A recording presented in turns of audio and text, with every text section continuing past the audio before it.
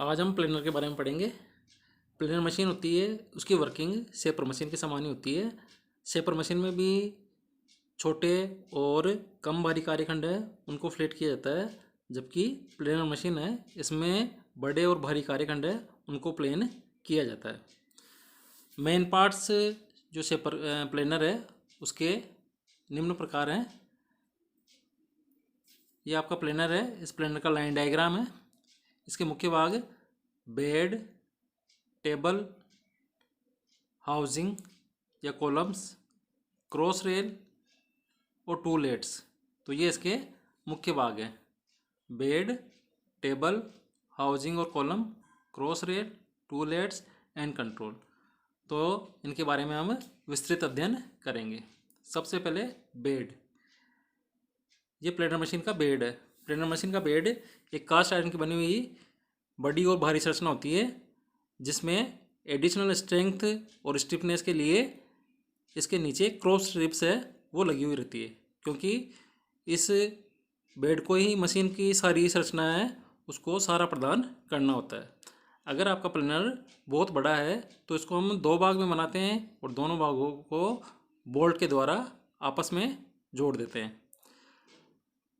जब इस मशीन को हम इंस्टॉल कर रहे होते हैं तो लेवलिंग करने के लिए इसके नीचे हम लेवलिंग जैक्स और पैड्स है वो भी लगाते हैं। ये जो आपका बेड होता है, ये बेड इसके ऊपर जो टेबल लगी हुई है उस टेबल का लगभग 2 गुना होता है।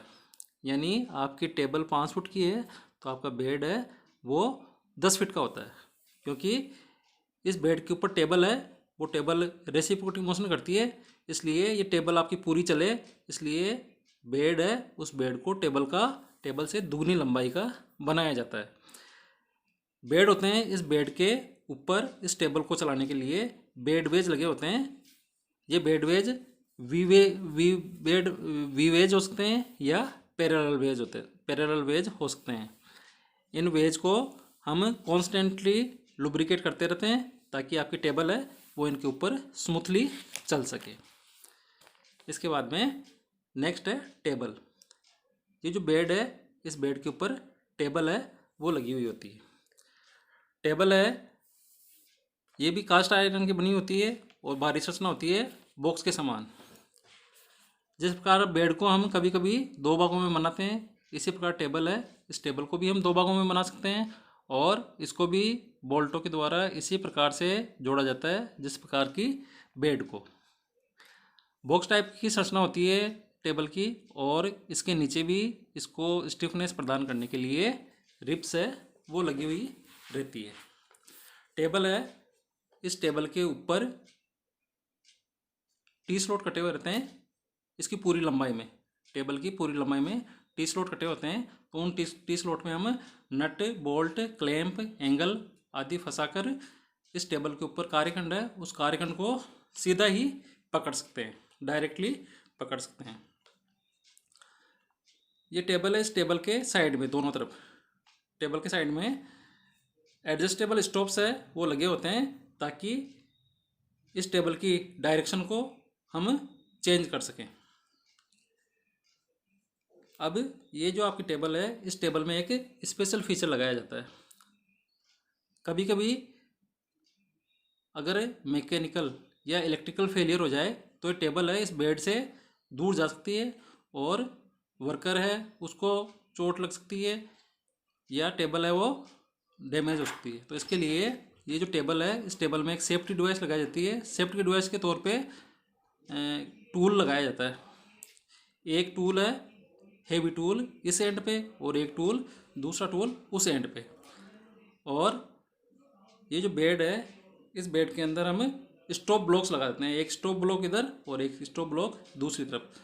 तो इलेक्ट्रिकल या मैकेनिकल फेलियर के समय ये टूल है, ये टूल इस स्टॉप ब्लॉक में धंसकर अपनी संपूर्ण ऊर्जा को ख़त्म कर देता है। तो इस प्रकार आपका एक्सीडेंट का चांस है वो कम हो जाता है। इसके बाद में नेक्स्ट है हाउसिंग। आपका डबल हाउसिंग प्लेनर होता है, इसमें 2 हाउसिंग होती है, एक हाउसिंग लेफ्ट की तरफ और दूसरी राइट की तरफ। इनको हम कभी कभी अपराइट्स भी कहते हैं।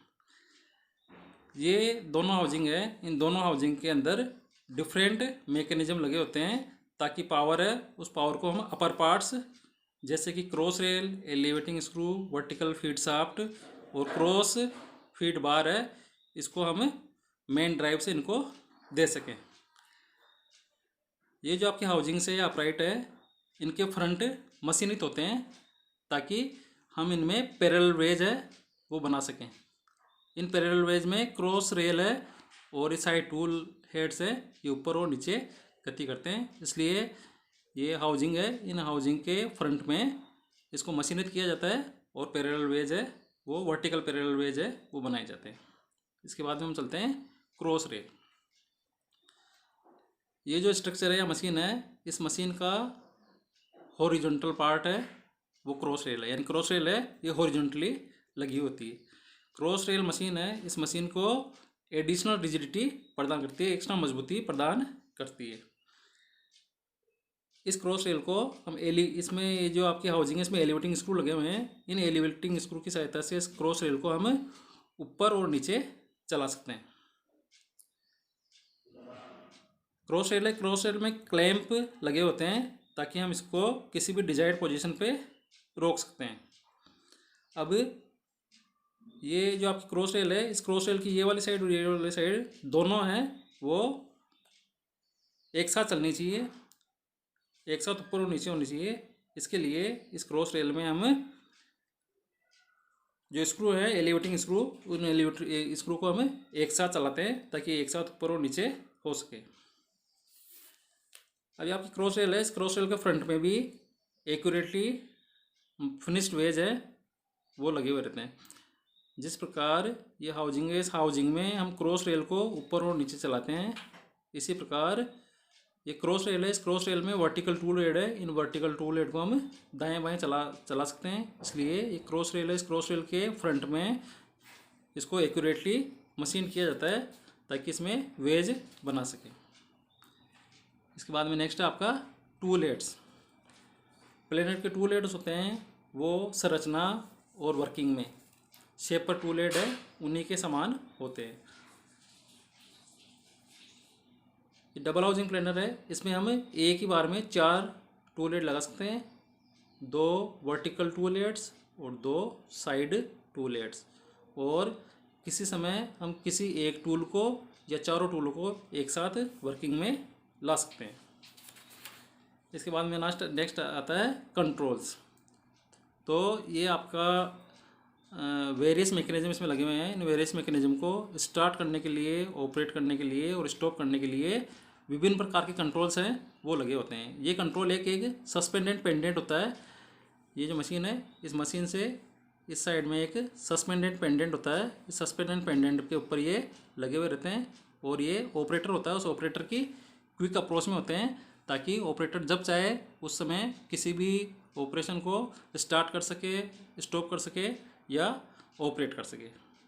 तो इसके लिए ये विभिन्न कंट्रोल है वो एक सस्पेंडेड पेंडेंट के ऊपर लगे होते हैं जो कि ऑपरेटर की क्विक अप्रोच में होता है। तो ये आपके डबल हाउसिंग प्लेनर है, इसके मुख्य भाग है। Thank you.